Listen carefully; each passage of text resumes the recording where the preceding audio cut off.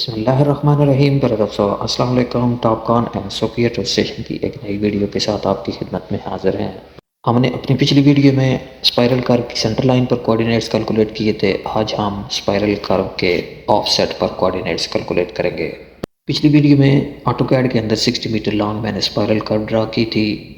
अभी मैं offset command लेते हुए उसी स्पाइरल कर्व की right side and left side पर 10 मीटर के डिस्टेंस पर ऑफसेट ड्रा कर रहा हूँ। ऑफसेट ड्रा करने के बाद ये सिलेक्टेड लाइन मेरी राइट साइड है और इसके बाद ये वाली सिलेक्टेड लाइन मेरी लेफ्ट साइड है।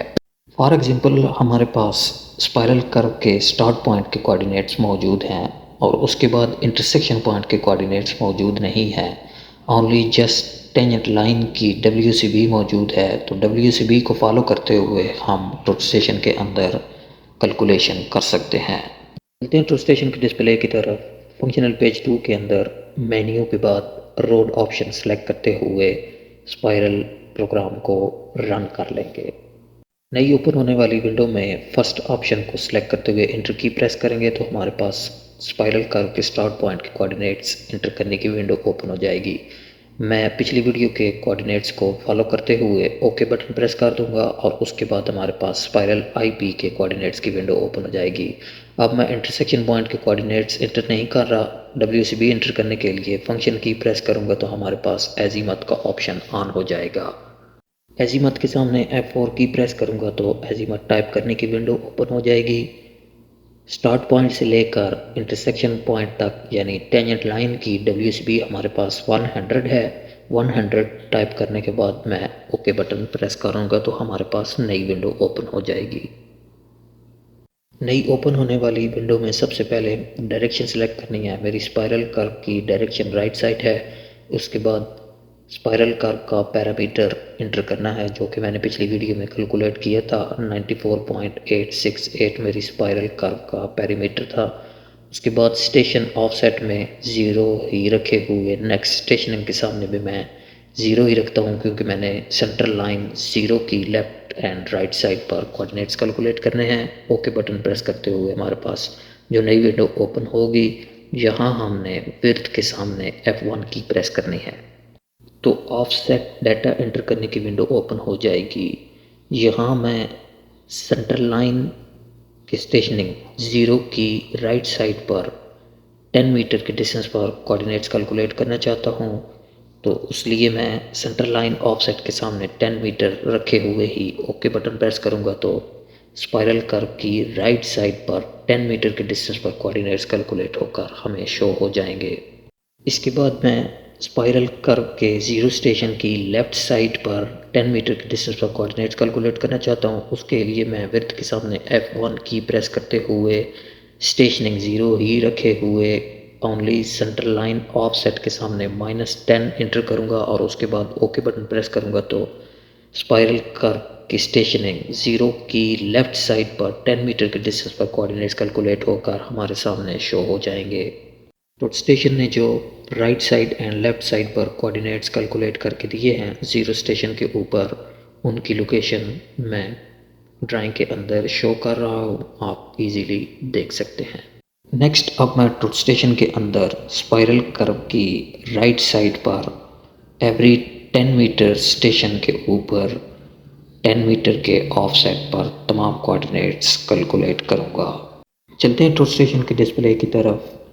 ऑफसेट के कोऑर्डिनेट्स कैलकुलेट करने के लिए ओनली जस्ट हम स्पाइरल कर्व की सेंटर लाइन की स्टेशनिंग चेंज करते रहेंगे। यहाँ मैंने सेंटर लाइन की स्टेशनिंग में 10 मीटर एंटर करने के बाद ओके बटन प्रेस किया है तो यहाँ फर्स्ट डिस्प्ले में हमें सेंटर लाइन के कोऑर्डिनेट्स कैलकुलेट होकर शो हुए हैं।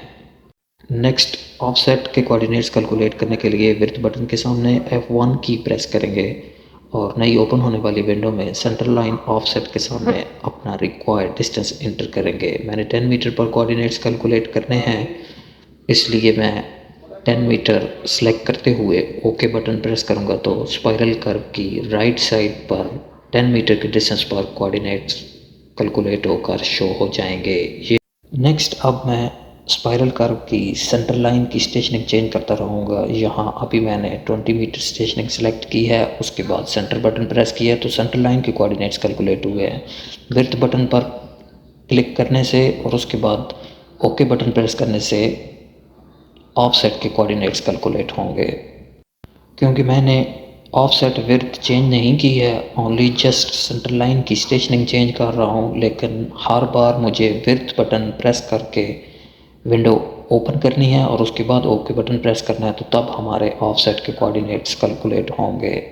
क्योंकि हम विड्थ विंडो के अंदर सेंटर लाइन की स्टेशनिंग चेंज नहीं कर सकते, इसलिए हमें सेंटर लाइन की स्टेशनिंग चेंज करने के लिए हर बार सेंटर बटन प्रेस करना पड़ता है और उसके बाद ऑफसेट के लिए विड्थ बटन प्रेस करते हुए हम अपनी रिक्वायरमेंट के मुताबिक डिस्टेंस चेंज कर सकते हैं।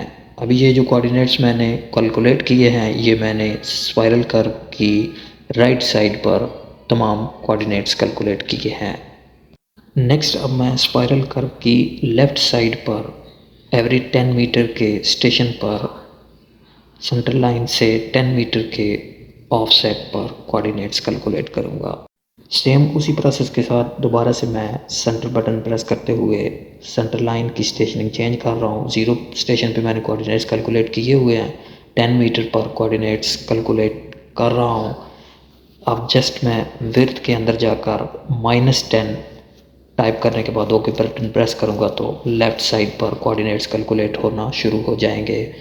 ओनली जस्ट मैं सेंटर लाइन की स्टेशनिंग चेंज कर रहा हूँ और उसके बाद विड्थ बटन में जाकर विंडो ओपन करने के बाद ओके बटन प्रेस करना है, तो हमारे पास एवरी 10 मीटर पर कोऑर्डिनेट्स कैलकुलेट होते चले जा रहे हैं।